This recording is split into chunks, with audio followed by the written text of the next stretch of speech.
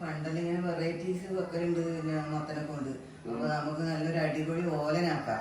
അപ്പൊ അതിന് ലാസ്റ്റിൽ നമ്മ ഓലനാക്കിയതിന്റെ ശേഷം ഉണക്ക ചെമ്മീനും വെളുത്തുള്ളിയെല്ലാം കൂടി വറുത്തിടും. അപ്പൊ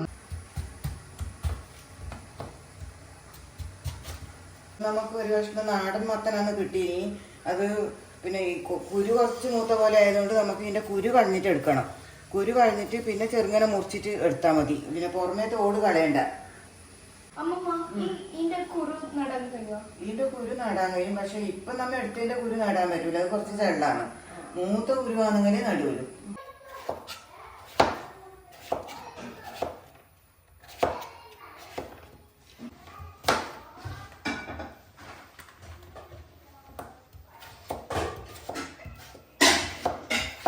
മുറിച്ചിട്ട് ഇങ്ങനെ വെച്ചിട്ടുണ്ട്. ഇനിയിപ്പോൾ 2 പച്ചമുളക് നമുക്ക് അതിൽ മുറിച്ചിടാം.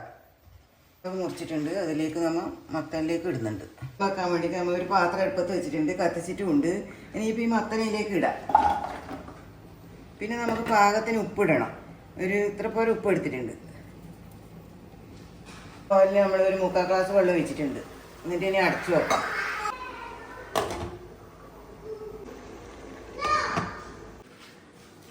ഇനി മത്തനെ വറുത്തിടാൻ വേണ്ടിയിട്ട് ഇത്ര പോലെ ചെമ്മീൻ എടുത്തിട്ടുണ്ട്. അത് നമുക്ക് വൃത്തിയിൽ കഴുകിയിട്ട് എടുക്കണം. മത്തൻ റെഡി ആയിട്ടുണ്ട്, വെന്തിട്ടുണ്ട് പാകത്തിന്. ഇനിയിപ്പോൾ നമുക്ക് തീ ഓഫാക്കി വെക്കാം. വറുത്തിടാൻ വെച്ചിട്ടുണ്ടെങ്കിൽ ഇനിയിപ്പോൾ കടുക് കുറച്ചിടുന്നുണ്ട്. 6 അല്ലി വെളുത്തുള്ളി ചതച്ചിട്ട് ഇടുന്നുണ്ട്. പിന്നെ 2 വറ്റൽമുളക്, പിന്നെ ഇത്ര കറിവേപ്പില എടുത്തിട്ടുണ്ട്. ഇത് എല്ലാം ഇതായിട്ടുണ്ട്. അപ്പോൾ അതിൻ്റെ ശേഷം നമുക്ക് ഈ ചെമ്മീൻ വറുക്കാനിടാം.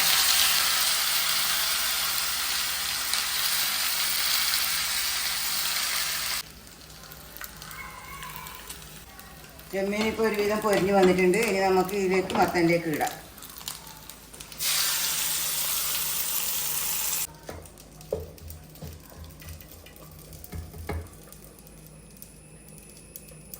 ഉണ്ടാക്കുന്ന പോലെയില്ല. പിന്നെ മത്തനെ കൊണ്ടില്ല ഓലൻ ഉണ്ടാക്കിയിട്ടുണ്ട്. ചെമ്മീനെല്ലാം വറുത്തിട്ടിട്ട് നല്ല ടേസ്റ്റിലായിരിക്കും. പിന്നെ നീ ഒന്ന് ടേസ്റ്റ് നോക്കിക്കോ എങ്ങനെയുണ്ട് എന്ന്. ഞാൻ ടേസ്റ്റ് നോക്കട്ടെ.